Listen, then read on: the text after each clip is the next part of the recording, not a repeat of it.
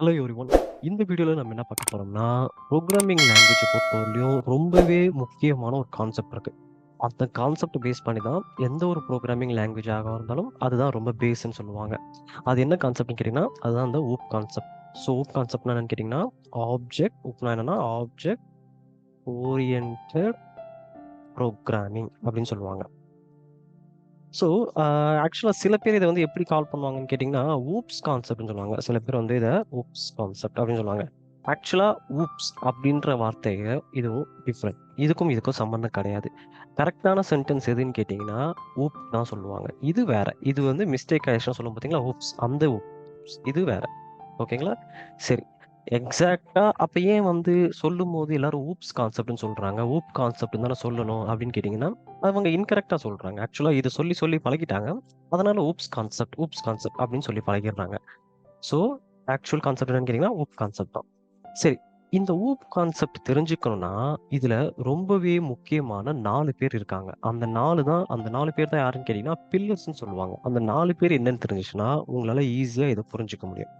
So, அதுல ஃபர்ஸ்ட்ல இருக்கவர் யாருன்னு கேட்டீங்கன்னா, என்கேப்சுலேஷன் என்கேப்சுலேஷன். செகண்ட்ல இருக்கவர் யாருன்னு கேட்டீங்கன்னா, அப்ஸ்ட்ராக்ஷன் அப்ஸ்ட்ராக்ஷன். தேர்டா இருக்கவர் யாருன்னு கேட்டீங்கன்னா, இன்ஹெரிட்டன்ஸ். ஓகேங்களா? 4வதா யார் இருக்காருன்னு கேட்டீங்கன்னா, பாலிமார்பிசம். ஸோ, இவங்க தான் 4 பேர். இந்த 4 பேர் என்னன்னு சொல்லுவாங்கன்னு கேட்டீங்கன்னா, 4 பில்லர்ஸ் ஆஃப் புரோகிராமிங் லாங்குவேஜ் அப்படின்னு சொல்லுவாங்க. எந்த புரோகிராமிங் லாங்குவேஜ் எடுத்துக்கிட்டாலும், நீங்க ஜாவா எடுத்துக்கிட்டாலும் இது இருக்காங்க, சி பிளஸ் பிளஸ் எடுத்துக்கிட்டாலும் இருக்காங்க, பைத்தான் எடுத்துக்கிட்டாலும் இது இருக்காங்க. ஸோ, அதனால இத பத்தி நம்ம ஜென்ரலா, தியரிட்டிக்கலா இந்த செஷன்ல தெரிஞ்சுக்கலாம். அதுக்கப்புறம் நம்ம புரோகிராம் எழுதும்போது இத பத்தி ரொம்ப டெப்த்தா உங்களுக்கு ஐடியா கிடைக்கும்.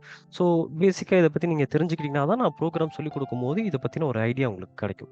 இப்ப நம்ம என்கேப்சுலேஷன்னா என்ன அப்படின்றத டீட்டெயிலா தெரிஞ்சுக்கலாம். ஃபர்ஸ்ட் ஒண்ணு வந்து என்கேப்சுலேஷன். Caps okay. என்கேப்சுலேஷன்னா என்ன? இந்த வார்த்தைக்கு என்ன அர்த்தம் அப்படின்னு கேட்டீங்கன்னா, இது உள்ள என்ன வார்த்தை இருக்குன்னு கேட்டீங்கன்னா, கேப்சூல்ன்னு ஒரு வார்த்தை இருக்கு.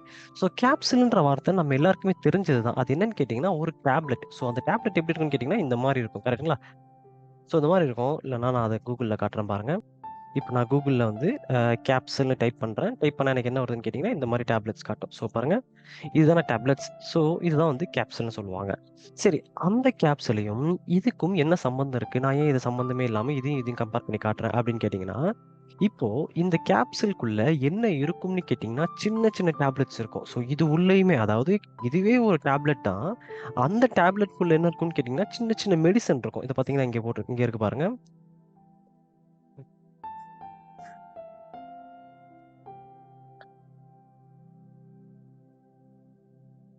இதோ இருக்கு பாருங்க. இது உள்ள என்ன இருக்குன்னு கேட்டீங்கன்னா, இந்த கேப்சூல்குள்ளயும் சின்ன சின்ன நெறைய மெடிசின்ஸ ஒண்ணா சேர்த்து என்ன பண்றாங்கன்னு கேட்டீங்கன்னா, ஒரு கேப்சூலா நமக்கு குடுக்குறாங்க. அந்த கேப்சூல் நம்ம என்ன பண்றோம்னா, அத நம்ம எடுத்துக்கும்போது, இது உள்ள இருக்கக்கூடிய எல்லா மெடிசினும் நம்ம எடுத்துக்கிற மாரி இருக்கும்.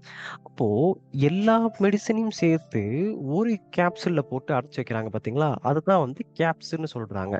சரி, இந்த கேப்சூலுக்கும் நம்ம இருக்கக்கூடிய என்கேப்சுலேஷனுக்கும் என்ன சம்மந்தம் இருக்கு?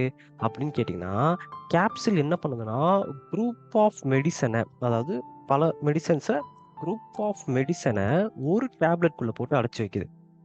ஸோ, இது எல்லாத்தையுமே என்ன பண்ணுதுன்னு கேட்டீங்கன்னா, ஒரே ஒரு டேப்லெட்குள்ள போட்டு அடைச்சு வைக்குது. அதே மாதிரி தான் என்கேப்சுலேஷன்னா யாருன்னு கேட்டீங்கன்னா, குரூப் ஆஃப் கோட். ஸோ, இவர் என்ன பண்றாருன்னு கேட்டீங்கன்னா, டேட்டாவையும் பிளஸ் ஃபங்ஷனையும் ஒண்ணா சேர்த்து அடைச்சு வைக்கிறார். ஸோ, இதுக்கு பேர் தான் என்ன சொல்றாங்கன்னு கேட்டீங்கன்னா, என்கேப்சுலேஷன் அப்படின்றாங்க. ஸோ, அப்ப என்கேப்சுலேஷன்க்குள்ள என்ன இருக்குன்னு கேட்டீங்கன்னா, டேட்டா வித் ஃபங்ஷன் இருக்கும். டேட்டானா என்ன? டேட்டானான்றது என்னன்னு கேட்டீங்கன்னா, எக்ஸ், ஒய், 1, 2, 3 அந்த மாரியான டேட்டா தான் டேட்டான்னு சொல்லுவாங்க. ஃபங்ஷன்னா என்ன? ஃபங்ஷன் என்னன்னு கேட்டீங்கன்னா, அந்த எக்ஸ் வந்து ஒய்யோட ஆட் பண்ணுங்க.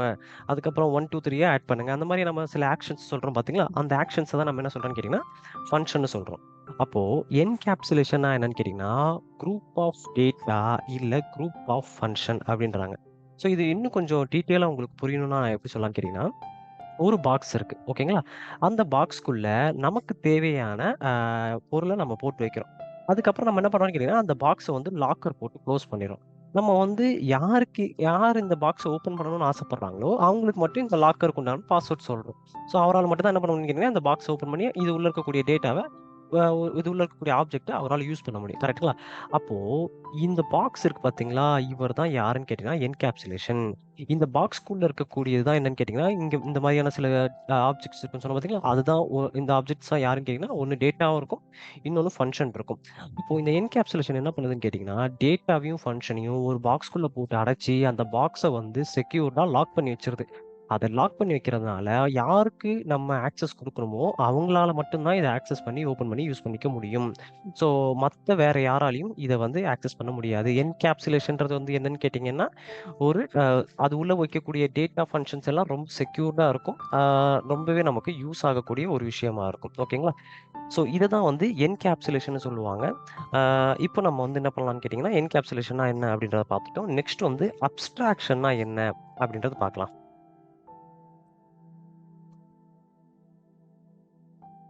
அப்ஸ்ட்ராக்ஷன். ஓகே. அப்ஸ்ட்ராக்ஷன்னா என்னன்னு கேட்டீங்கன்னா, இது என்ன பண்ணுதுன்னு கேட்டீங்கன்னா, சிம்பிள் டெர்ம்ல சொல்லணும்னா, ஹைடிங் த காம்ப்ளெக்ஸிட்டி அப்படின்றாங்க. Hiding the complexity. ஸோ, காம்ப்ளெக்ஸிட்டியான விஷயத்த ஹைடு பண்ணி காட்டுது அப்படின்னு சொல்றாங்க. And showing the showing only whatever we நீட்ன்னு சொல்லலாம். Whatever we needed. நமக்கு எது தேவைப்படுதோ அத மட்டும் காட்டுறது. கஷ்டமான விஷயத்த ஹைட் பண்ணி, என்ன நமக்கு தேவைப்படுதோ, அத மட்டும் காட்டுறவர் தான் யாருன்னு கேட்டீங்கன்னா, இந்த அப்ஸ்ட்ராக்ஷன்னு சொல்றாங்க. இதுக்கு என்ன அர்த்தம் அப்டின்னா, இப்போ நம்ம ஒரு எக்ஸாம்பிளுக்கு வந்து அ ஒரு மூவி எடுத்துக்கலாமே.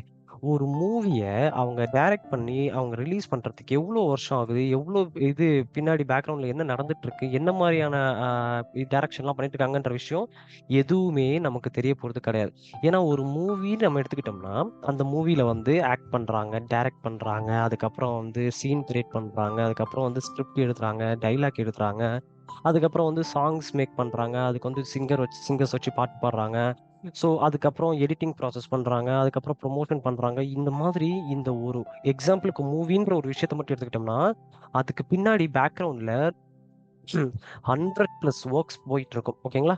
எவ்வளவோ வொர்க்ஸ் போயிட்டுருக்கும். ஆனா, எண்ட் ரிசல்ட் என்னன்னு கேட்டீங்கன்னா, நமக்கு அந்த மூவி மூலியமா நம்மளால என்ன மட்டும் தான் பார்க்க முடியும்னு கேட்டீங்கன்னா, கடைசியா அந்த 2 1/2 ஹவர்ஸ் மூவி மட்டும் தான் நம்ம வந்து தியேட்டர்ல போய் பார்க்குறோம். ஏன்னா, நான் வந்து ஃபுல்லா அங்க என்ன நடந்துட்டு இருக்கு, அதெல்லாம் நம்ம யாரும் பார்க்க போறது கிடையாது. எனக்கு என்னத்த மட்டும் தெரியுதுன்னு கேட்டீங்கன்னா, அதாவது யூசர்ஸ்க்கு நம்ம தான் வந்து பார்க்க போறவங்க. படத்த பார்க்கக்கூடிய ரசிகர்கள். அவங்களுக்கு என்ன மட்டும் தான் தெரியும்னு கேட்டீங்கன்னா, அந்த 2 1/2 ஹவர்ஸ் மூவி மட்டும் தான் தெரியும். அப்போ இவங்க என்ன பண்றாங்கன்னு கேட்டீங்கன்னா, கஷ்டமான விஷயத்த எல்லாத்தையும் ஹைட் பண்ணிடுறாங்க. ஹைட் பண்ணி எது நமக்கு தேவைப்படுதோ, அத மட்டும் நமக்கு ஷோ பண்றாங்க. அவர் தான் யாருன்னு கேட்டீங்கன்னா, அப்ஸ்ட்ராக்ஷன் அப்படின்றாங்க. சரிங்களா? அப்ப அப்ஸ்ட்ராக்ஷன்ற வார்த்தை என்ன பண்ணுதுன்னு கேட்டீங்கன்னா, உங்க கோடு வந்து மிகப்பெரிய கோடா இருக்கும். ஸோ, இது மாரி வந்து ஒரு பெரிய கோடா இருக்கும். இதுல வந்து நெறைய லைன்ஸ் ஆஃப் கோட்ஸ் வந்து எழுதியிருப்பாங்க. இவங்க என்ன பண்றாங்கன்னு கேட்டீங்கன்னா, இது எல்லாத்தையுமே ஹைட் பண்ணிடுறாங்க. இது எல்லாத்தையுமே ஹைட் பண்ணி, நமக்கு எது தேவையோ இப்ப இங்க வந்து ஒரு பட்டன் இருக்குன்னா, அந்த பட்டன மட்டும் நம்ம பிரஸ் பண்ற மாரி கிடைச்சா போதும். அந்த பட்டனுக்கு பின்னாடி அது எங்க வொர்க் ஆகுது? அந்த பட்டன் யார போய் லிங்க் பண்ணுது? அந்த லிங்க் எத போயிட்டு அப்ரோச் பண்ணுதுன்ற மாரியான விஷயம் எதுவுமே நமக்கு தேவைப்படாது. ஸோ அப்ஸ்ட்ராக்ஷன்றது என்னன்னு கேட்டீங்கன்னா, ஹைட் பண்ணிருது. ரொம்ப பெரிய கோட்ஸ் எல்லாத்தையுமே ஹைட் பண்ணி, எந்த கோட் ரொம்ப ஹை லெவல்ல இருக்க கோட் எது நமக்கு தேவைப்படுதோ, அத மட்டும் ஷோ பண்ணி காட்டுறவருக்கு பேரு தான் யாருன்னு கேட்டீங்கன்னா, அப்ஸ்ட்ராக்ஷன் அப்படின்னு சொல்றாங்க. ஓகேங்களா? சரி அப்ஸ்ட்ராக்ஷன்னா என்னன்னா, hiding the complexity and showing the whatever we needed அப்படின்னு சொல்லி பார்த்துட்டோம். அதோட எக்ஸாம்பிள் நம்ம வந்து ஒரு சினிமா தியேட்டர், மூவி அப்படின்ற மாரி நம்ம எடுத்துக்கிட்டோம். சரி 3வதா யார் இருக்காருன்னு கேட்டீங்கன்னா, இன்ஹெரிட்டன்ஸ் அப்படின்றாங்க. ஸோ இன்ஹெரிட்டன்ஸ்னா என்ன அப்படின்றத பார்க்கலாம். இன்ஹெரிட்டன்ஸ் இன்ஹெரி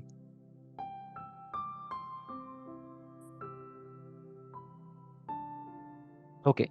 இன்ஹெரிட்டன்ஸ்னா என்ன? இந்த வார்த்தையிலே ஆக்சுவலா என்ன இருக்குன்னு கேட்டீங்கன்னா, ஹெரிட்டன்ஸ் அதாவது அ ஒரு தலைமுறையிலிருந்து இன்னொரு தலைமுறைக்கு அ உபயோகப்படுத்திக்கிறாங்க. ஸோ, இப்போ நம்ம எக்ஸாம்பிளுக்கு பார்த்தோம்னா, ஒருத்தர் இருக்காரு. அவர் வந்து ஏ. ஏன்றவர் வந்து யாருன்னு கேட்டீங்கன்னா, தாத்தா. தாத்தா கிட்ட வந்து என்ன இருக்குன்னு கேட்டீங்கன்னா, அவர்ட்ட வந்து ஒரு ஹோம் இருக்கு. அதுக்கப்புறம் அவரோட பையன் பேர் வந்து பி. ஓகேங்களா? இப்போ இவரோட சொத்து என்ன இருக்கோ, அந்த சொத்த இவர் என்ன பண்ணுவாருன்னு கேட்டீங்கன்னா, யூஸ் பண்ணிப்பாரு. கரெக்ட்டுங்களா? அப்போ இவரு என்ன பண்ணுவாரு? இவரு அந்த சொத்த அப்படியே யூஸ் பண்ணிக்கிறாரு.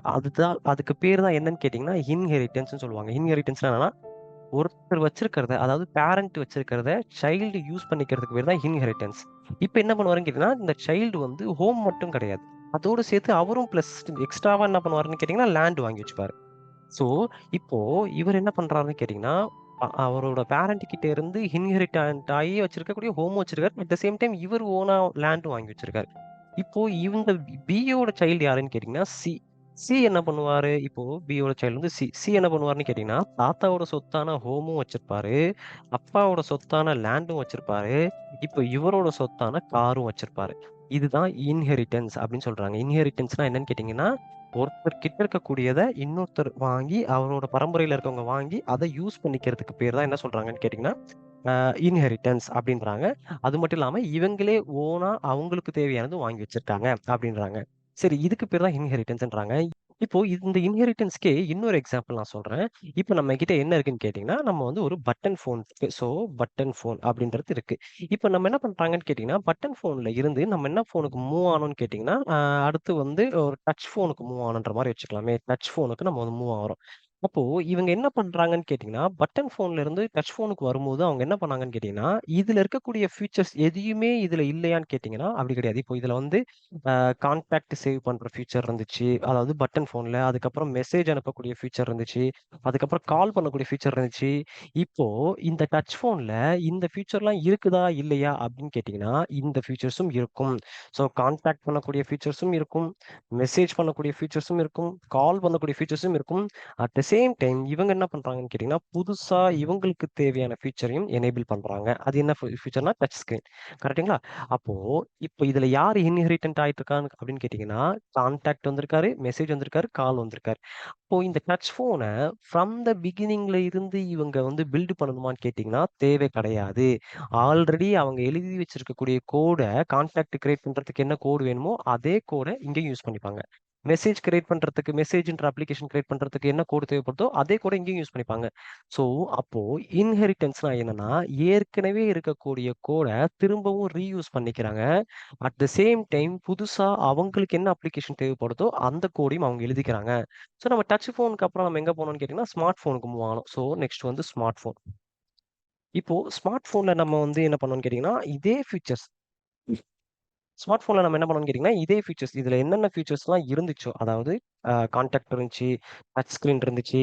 அந்த மாரி எல்லா ஃபீச்சர்ஸும் இதுலயும் இருந்துச்சு. அட் த சேம் டைம் இவங்க என்ன பண்ணாங்கன்னு கேட்டீங்கன்னா, எக்ஸ்ட்ராவா அட் த சேம் டைம் இவங்க என்ன பண்ணாங்கன்னு கேட்டீங்கன்னா, எக்ஸ்ட்ராவா என்ன பண்றாங்கன்னு கேட்டீங்கன்னா, 3G எனேபிள் பண்ணாங்க. அப்புறம் 4G எனேபிள் பண்ணாங்க. அப்புறம் 5G வந்துச்சு. ஸோ, இப்போ இந்த மாதிரி இன்டர்நெட்ட வந்து ரொம்பவே ஃபாஸ்ட்டா நமக்கு குடுக்க ஆரம்பிச்சாங்க.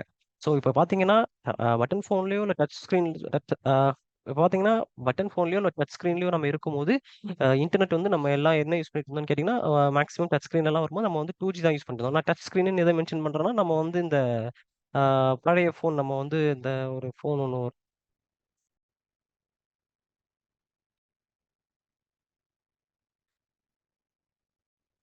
டச் ஸ்கிரீன் நான் எத மென்ஷன் பண்றேன்னு கேட்டீங்கன்னா, நம்ம வந்து அ கொரியன் ஃபோன் ஒண்ணு யூஸ் பண்ணிட்டு இருந்திருப்போம்.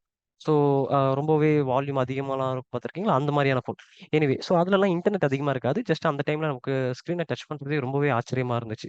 ஓகே. அந்த மாதிரியான ஃபீச்சர் அதுல இருந்துச்சு. அதுக்கப்புறம் ஸ்மார்ட் ஃபோன் வந்ததுக்கப்புறம் நெட்ல ரொம்பவே நம்ம வந்து யூஸ் பண்ண ஆரம்பிச்சுட்டோம்.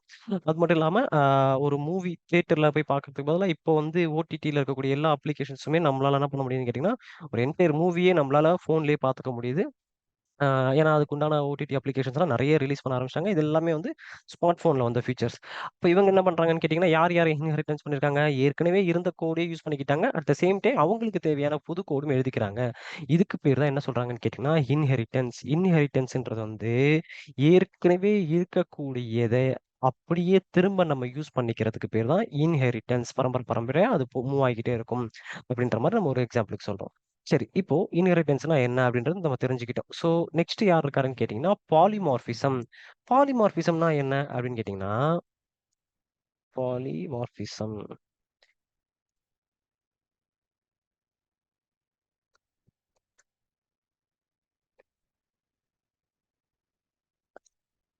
ஓகே. பாலிமார்பிசம்னா என்னன்னு கேட்டீங்கன்னா, முதல்ல பாலினா என்ன அப்படின்றது தெரிஞ்சுக்கணும். ஸோ பாலினா என்ன அப்படின்னு கேட்டீங்கன்னா, பாலினா மல்டி அப்படின்னு சொல்லுவாங்க. இதுக்கு பேர் என்ன சொல்லுவாங்கன்னு கேட்டீங்கன்னா, மல்டி. சரி, மார்பிசம்னா என்ன? மார்பிசம்னா என்னன்னு கேட்டீங்கன்னா, பிஹேவியர். பிஹேவியர். ஓகேங்களா? ஸோ இதுக்கு என்ன அர்த்தம் அப்படின்னு கேட்டீங்கன்னா, அதாவது மல்டி பிஹேவியர். ஸோ, இப்போ நம்ம வந்து ஒரு எக்ஸாம்பிளுக்கு பார்த்தோம்னா, அ ஒரே ஆள் தான் இருப்பார். இப்போ எக்ஸாம்பிளுக்கு வந்து சக்திமான் எடுத்துக்கலாமே. சக்திமான் என்ன பண்ணுவாருன்னு கேட்டீங்கன்னா, அவரு ஒரே ஒரு ஆள் தான். ஸோ, அவர் என்ன பண்ணுவாருன்னு கேட்டீங்கன்னா, அந்த ஒரு ஆளே வந்து கங்காதராவும் இருப்பாரு. கங்காதர்னா அந்த கண்ணாடி போட்டுட்டு வருவாரு பார்த்தீங்களா? அந்த கேரக்டராகவும் ஆக்ட் பண்ணுவாரு. அட் த சேம் டைம் அவர் என்ன பண்றாருன்னு கேட்டீங்கன்னா, சக்திமானாகவும் ஆக்ட் பண்ணுவாரு. அது ஒரே ஆளு 2 டிஃபரண்ட் ரோல்ல ப்ளே பண்றாரு. கரெக்ட்டுங்களா? ஸோ, அவர் தான் வந்து அதுதான் வந்து என்ன சொல்றாங்கன்னு கேட்டீங்கன்னா, பாலிமார்பிசம் சொல்றாங்க. ஒரே ஆளு இத இன்னும் கொஞ்சம் இன்னொரு எக்ஸாம்பிள் இப்போ சக்திமான்லாம் வந்து அ 2கே கிட்ஸ்க்கு என்னன்னே தெரியாது. ஸோ, அதனால நம்ம வந்து இப்போ வந்து என்ன பண்ணலாம்னு கேட்டீங்கன்னா, வேற ஒரு எக்ஸாம்பிள் வந்து லியோ தாஸ் எடுத்துக்கலாமே. So, Leo movie. இப்ப லியோ மூவில விஜய் என்ன பண்ணுவாருன்னு கேட்டீங்கன்னா, அ ஒரு கேரக்டர் வந்து அ ஃப்ளாஷ்பேக்ல வந்து லியோ தாஸா இருப்பாரு. கரெக்ட்டுங்களா? ஃப்ளாஷ்பேக்ல வந்து அவர் வந்து லியோ தாஸா இருப்பாரு. அப்புறம் வந்து இன்னொரு ஃபர்ஸ்ட் ஹாஃப்ல வந்து ஒரு வேற ஒரு கேரக்டர் நேம் வரும். அந்த கேரக்டர் நேமு ம் எனக்கு அது ஞாபகம் இல்ல. மறந்துட்டேன். இல்லன்னா அந்த ஒரு காஃபி ஓனர்ன்னு நான் வச்சுக்கிறேன். ஸோ, காஃபி ஷாப்போட ஓனரா இருப்பாரு. கரெக்ட்டுங்களா? அது காஃபி ஷாப் கூட இல்ல. அது ஏதோ சம்திங் ஐஸ்கிரீம் ஷாப்போ என்னமோ ஒண்ணு வரும். எனிவே இப்போ ஒரே கேரக்டர் தான் என்ன பண்ணுதுன்னு கேட்டீங்கன்னா, மல்டிபிள் ரோல் ப்ளே பண்ணுது. அந்த மல்டிபிள் ரோல் ப்ளே பண்றதுக்கு பேர் தான் என்ன சொல்றாங்கன்னு கேட்டீங்கன்னா, பாலிமார்பிசம், மல்டி பிஹேவியர். ஒரே கோடு தான். இப்போ இத எங்கிருந்து நம்ம வந்து இதோட கம்பேர் பண்ணி பார்த்தீங்கன்னா, இதுல அதாவது கோடோட கம்பேர் பண்ணி பார்த்தீங்கன்னா, இது எப்படி ஒர்க் ஆகுதுன்னு கேட்டீங்கன்னா, ஒரே கோடு தான் நீங்க எழுதப் போறீங்க. அந்த கோடு தான் நம்ம எழுதப் போறோம். அந்த கோடு எந்த இடத்துலலாம் தேவைப்படுதோ, இப்ப நான் வந்து இங்க ஒரு பேஜ் எழுதுறேன், இங்க ஒரு பேஜ் எழுதுறேன், இங்க ஒரு பேஜ்ல எழுதுறேன்னு கேட்டீங்கன்னா, இப்ப நான் என்ன பண்ணலாம்னு கேட்டீங்கன்னா, இந்த கோட இதுலயும் ஆட் பண்ணிப்பேன். இதே கோட் எந்த சேஞ்சஸுமே பண்ண மாட்டேன். இந்த ப்ரோகிராம்லயே ஆட் பண்ணிப்பேன். ஸோ இது ஒரு ப்ரோகிராம், இது ஒரு ப்ரோகிராம், இது ஒரு ப்ரோகிராம். இப்ப என்ன பண்றான்னு கேட்டீங்கன்னா, ஒரே கோடு தான். நான் என்ன பண்றேன்னா, ஒரே கோட தான் நான் மல்டிபிள் ப்ரோகிராம்ல திரும்ப திரும்ப யூஸ் பண்ணிக்கிறேன். அந்த மாதிரி யூஸ் பண்ணிக்கக்கூடிய கோடுக்கு பேர் தான் என்ன சொல்றாங்கன்னு கேட்டீங்கன்னா, பாலிமார்பிசம். ஒரே கோட திரும்ப திரும்ப நம்மளால என்ன பண்ணிக்க முடியும்னு கேட்டீங்கன்னா, ரீயூஸ் பண்ணிக்க முடியும். இது வந்து இதுக்கு பேர் தான் என்ன சொல்றாங்கன்னு கேட்டீங்கன்னா, பாலிமார்பிசம். இந்த கான்செப்ட் உங்களுக்கு ஓரளவுக்கு பேசிக்கா ஐடியா தெரிஞ்சதுன்னா, நம்ம ப்ரோகிராம் எழுதும்போது உங்களால ஈஸியா அண்டர்ஸ்டாண்ட் பண்ணிக்க முடியும். ஸோ, ஊப் கான்செப்ட்ன்றது வந்து ரொம்ப ரொம்ப இம்பார்ட்டன்ட் ஆனது. நெறைய பேர் இத சொல்லும்போது ஊப்ஸ் சொல்லுவாங்க. அதுதான் கொஞ்சம் ஈஸியா இருக்குன்ற மாரி அத சொல்லி பழகிட்டாங்க. ஸோ, எனிவே ஊப்ஸ் கான்செப்ட்ன்றது வந்து ரொம்பவே இம்பார்ட்டன்ட் ஆனது. ஜஸ்ட் ஒரு ரிவ்யூக்காக நான் மறுபடியும் சொல்றேன். ஸோ, என்கேப்சுலேஷன்றது என்னன்னு கேட்டீங்கன்னா, உங்க கோட் வந்து டேட்டாவையும், ஃபங்ஷனையும் ஒரு பாக்ஸ்ல போட்டு அது எப்ப நமக்கு தேவைப்படுதோ அத அப்ப நம்ம யூஸ் பண்ணிக்கலாம். அத செக்யூர்டா அதுல பிளேஸ் பண்ணி வச்சுக்கும். அப்ஸ்ட்ராக்ஷன்றது வந்து ரொம்ப கஷ்டமா இருக்கக்கூடிய விஷயங்கள ஹைட் பண்ணி ரொம்பவும் ஹை லெவல்ல மட்டும் நமக்கு ஷோ பண்ணி காட்டும். அதுதான் அப்ஸ்ட்ராக்ஷன் சொல்லுவாங்க. அதுக்கப்புறம் இந்த இன்ஹெரிட்டன்ஸ்ன்றது வந்து ஒருத்தர் யூஸ் பண்ணியிருக்கக்கூடிய கோட திரும்பவும் இன்னொருத்தரும் என்ன பண்ணிக்கலாம்னு கேட்டீங்கன்னா, இன்ஹெரிட் பண்ணிக்கலாம். ஸோ அந்த கோடையும் யூஸ் பண்ணிக்கலாம். அட் த சேம் டைம் அவர் இன்னொரு பண்ணலாம். அவரோட கோடையும் சேர்த்து அப்டேட் பண்ணிப்பாரு. ஸோ அதான் இன்ஹெரிட்டன்ஸ். பாலிமார்பிசம்ன்றது வந்து ஒரே கோடு தான் மல்டிபிள் பிளேஸஸ்ல வந்து அ யூஸ் பண்ணிக்கிட்டே இருந்தா அதுக்கு பேர் தான் வந்து பாலிமார்பிசம் அப்டின்றாங்க. ஸோ இந்த வீடியோ உங்களுக்கு பிடிச்சிருந்துச்சுன்னா, இந்த வீடியோவ லைக் பண்ணிக்கோங்க. இதே மாரி நெறைய கான்செப்ட் நீங்க தெரிஞ்சுக்கணும்னு ஆசைப்பட்டீங்கன்னா, என்னோட சேனல் சப்ஸ்கிரைப் பண்ணி வச்சுக்கோங்க. தேங்க் யூ ஃபார் வாட்சிங் திஸ் வீடியோ.